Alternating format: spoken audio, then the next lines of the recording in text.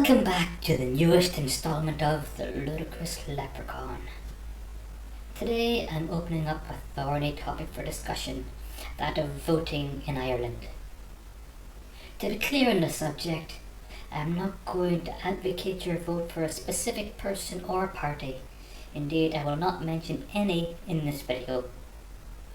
The point of this video is to critically analyse the choices made for the best interest of Ireland as a whole. I realise this is a little last minute for the 2016 election, but hopefully there will be something in this for future elections, barring my videos being taken down. Sadly, I can't vote this time, as the Garda refused to recognise my address in Tiernanog. However, I felt it was my responsibility to add some insight. So, let's get started. I'm well aware of how long Irish people can hold a grudge. It is something we are famous for. However, is it an entirely responsible vote if you blindly vote for a party because of circumstances over half a century ago, instead of looking at the here and now and where current parties are taking us in the future? I understand people prefer stability, regularity, but I urge people to look deeper into policies and promises stated, as much as you can trust them. This is a tricky one. On one hand, there could be a family feud erupting from a vote for another party. On the other hand, if someone else is influencing you, are you really making an informed and individual vote? Bear in mind that one of the reasons you go into the booths to vote alone is so that no one knows which way you voted as an individual. Do not be bullied into voting, and my advice is to tell no one who you voted for, ever. If you find a female candidate you feel represents your views, is strong, tough, and willing to put in the work to fight in the Dáil, by all means give her your vote.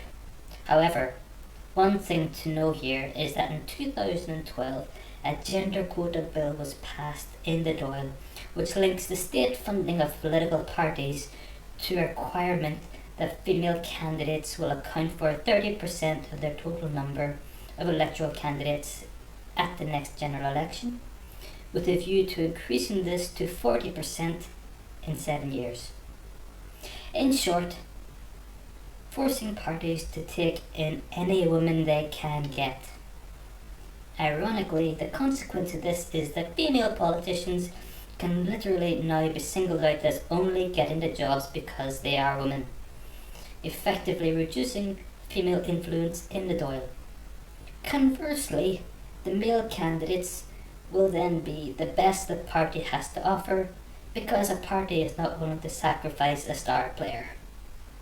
Review your candidates' literature carefully, because although you might think it is a good idea to vote for a feminist politician for equality, the reality is that feminist politicians will only work for one portion of the population and not all in their constituency. If you have a father, a brother, a son, a male relative, or in some cases, female connections, who do not agree with feminism, the feminist politician will completely disregard them. I'm going to put a link in the description of this video of a male politician in the UK trying to get permission to talk about male suicide, while a feminist politician berates him. I would ask you to listen to what your politicians have to say, especially when it comes to terms that have now become all too commonplace, such as those on screen. These terms are thrown around too easily today, to the point where they are losing their power. But that's another video. My advice is, if you hear a politician stating they face misogyny, racism, sexism on a regular basis, then do not vote for them.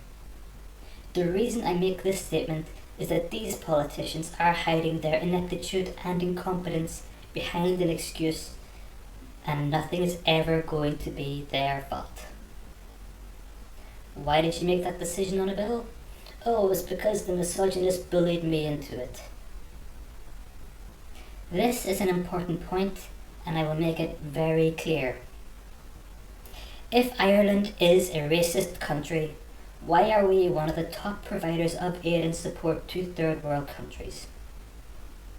If Ireland is a homophobic country, why did the majority of voters say yes to gay marriage in 2015?